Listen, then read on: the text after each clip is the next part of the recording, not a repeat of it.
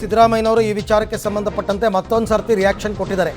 ಏಕಾಏಕಿ ಕಾರ್ಡು ರದ್ದಾಗ್ತಾ ಇಲ್ಲ, ಅನರ್ಹರಿಗೆ ಮಾತ್ರ ನಾವು ಕಾರ್ಡನ್ನು ರದ್ದು ಮಾಡೋದು. ಅದನ್ನೇ ನಾನು ಕೇಳಿದ್ದು. ಈಗ ಮಾತಾಡಿದವರು ಅನರ್ಹರ ಅರ್ಹರ, ಅರ್ಹರಿಗೆ ಯಾರಿಗೂ ತಪ್ಪಿಸಲ್ಲ ಅಂತಾರೆ. ಆಗಲೇ BPLನ APL ಮಾಡಾಕಿದ್ದಾರೆ. ಇನ್ಯಾರು ಕೊಡ್ತಾರೆ? ಬಡವ್ರಿಗೆ ಕೊಡಬೇಕು ಅಂದರೆ ಬಡವರ ಅಲ್ವಾ ಅಂತಲೇ ತಿಳ್ಕೊಂಡಿಲ್ಲ ನೀವು. ಮಾನದಂಡ ಏನು ಅಂತ ಗೊತ್ತಿಲ್ಲ, ಆದರೂ ಅವ್ರು ಮಾತಾಡಿದ್ದಾರೆ.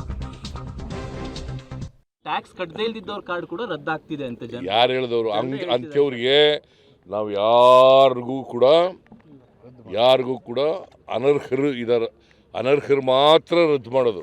ಅರ್ಹರು ಇದ್ದಾರಲ್ಲ ಅವ್ರು ಯಾರಿಗೂ ತಪ್ಪಿಸಲ್ಲ. ಒಟ್ಟಾರೆ ಬಡವ್ರಿಗೆ ಕೊಡಬೇಕು.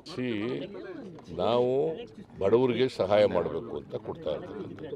ಅನ್ನಭಾಗ್ಯ ಕೊಡ್ತಾ ಇರೋದು ಯಾರು?